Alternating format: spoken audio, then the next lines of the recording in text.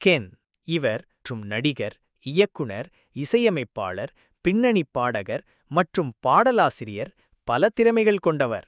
Ken தனது தந்தை கருணாசுடன் இணைந்து துணை கதாபாத்திரத்தில் நடித்த ராகலைபுரம் திரைப்படத்தில் நடிகராக அறிமுகமானார்.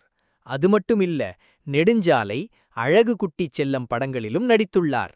2019இல் அசுரன் படத்தில் தனுஷ் மகனாக சிதம்பரம் என்ற கதாபாத்திரத்தில் நடித்திருப்பார். 2023இல் வாத்தி படத்தில் ஊனமுற்றவராக நடித்தார். நடிப்பு திறமை மட்டும் போதாது.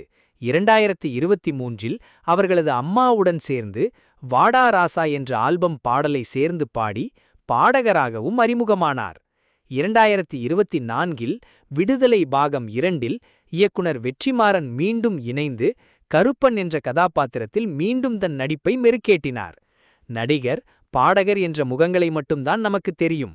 ஆனால் அவர் தனுஷ் நடித்த வாத்தி, திருச்சிற்றம்பலம், ராயன் என்ற படங்களில் தனுஷிடம் உதவி இயக்குனராகவும், சல்லியர்கள் படத்தின் மூலம் இசையமைப்பாளர் ஈஸ்வரனுடன் சேர்ந்து இசையும் அமைத்தார்.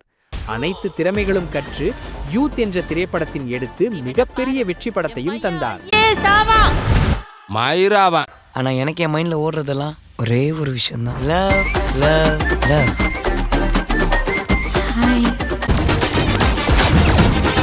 இந்த படத்தின் மூலம் அனைத்து முன்னணி நடிகர்களும் பாராட்டுகளும் பெற்றார். வெளிமாநில நடிகர்களும் பாராட்டுகளையும் பெற்றார். அவனை கெட்ட பசங்களோடலாம் சேர விடாதீங்க. இன்னும் பல வெற்றிகளை பெற கென் கருணாஸ் வாழ்த்துகிறோம். நன்றி. வேற ஏதாவது தகவல் வேண்டுமென்றால் கமெண்ட் பண்ணவும். 5 நிமிஷம் தான் இருக்கு. என்ன பார்க்கணுமோ பார்த்துட்டு கிளம்புங்க.